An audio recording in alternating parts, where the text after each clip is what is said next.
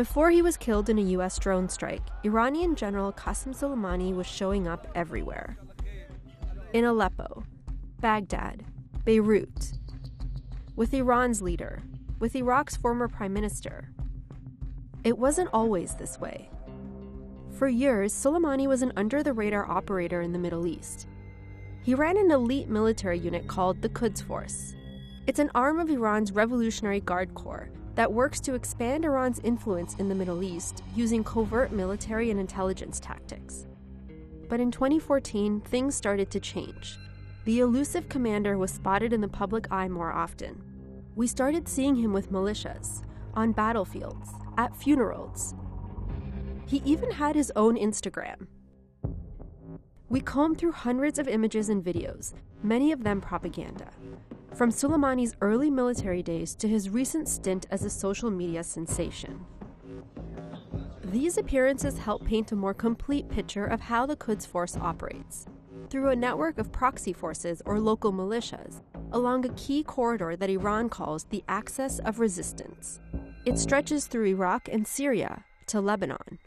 سپاه آمد اتصال سرزمینی بین مقاومت درست کرد. یعنی ایران را به عراق متصل کرد. عراق را به سوریه متصل کرد. سوریه را به لبنان متصل کرد. Let's start in Lebanon. These are rare images that appear to have been taken very recently. They show Suleimani with Hassan Nasrallah, who is the leader of Hezbollah, a Lebanon-based militant group. أما قاسم سليماني ليس شأنا إيرانيا بحتا. قاسم سليماني يعني كل محور المقاومة. Hezbollah is the archetype for how the Quds Force operates. They helped found the group and fund it to this day. This support fueled Hezbollah's rise as a political party and as a military threat to Israel, Iran's arch-enemy. These are Hezbollah fighters posing with Iranian weapons. And here's a video of Suleimani with the senior commander of Hezbollah. The group gives Iran a key foothold in the region, along this corridor we told you about. This photo from 2013 reveals just how strong the bond is between these two groups. It shows a prominent Hezbollah member at a funeral for Suleimani's mother in Tehran.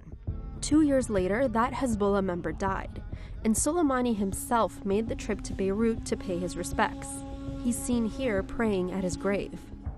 Now, let's look at how Suleimani took the Hezbollah playbook and mimicked it in Iraq. Here, too, sightings of Suleimani help tell the story. Here he is in 2015 with Abu Mahdi al-Mohandes, the leader of an Iraq-based militia called Kata'ib Hezbollah, also known as KH. Over the last few years, the two were seen frequently together.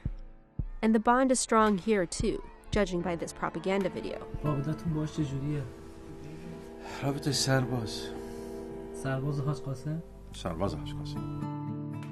Similar to Hezbollah, KH is active in politics and helps push Iran's interests in Baghdad. And it runs military operations. Suleimani's team trains and arms them, and one of their main targets over the years has been American forces. We found propaganda footage of KH attacks on American bases in Iraq. And KH also joined the fight against ISIS, which Iran considered a major threat. In fact, Suleimani even shows up at victories against ISIS in Iraq. These were brutal campaigns where civilians were often collateral damage. KH would later be seen during the recent attack on the U.S. Embassy in Baghdad.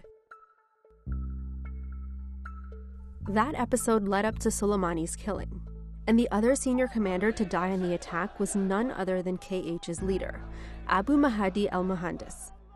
The next place we see Suleimani is Syria, the missing piece in Iran's strategic corridor. The militias we just told you about, Hezbollah and KH, here they are in Syria, fighting to help Syrian President Bashar al-Assad stay in power. Syria was also the only place we actually saw Iranian operatives besides Suleimani in action. Here, one of them describes how they train fighters in Syria. 25 روز جابجا میشن خیلی این نیرو مثلا یه جا نمیمونه که وضعیتش چی باشه یعنی نیروهای دفاعی وطنی که ما هستن دیگه حداکثر 25 روز با ما هستن جابجا میشن. But this video wasn't meant to be released. The footage was captured and leaked by Syrian opposition forces. Remember, it's all part of the playbook. Iranian Quds Force fighters rarely appeared in any of the videos we found. They stay under the radar and do most of their work through proxies. But we still see Suleimani. Here he is near Aleppo in 2015.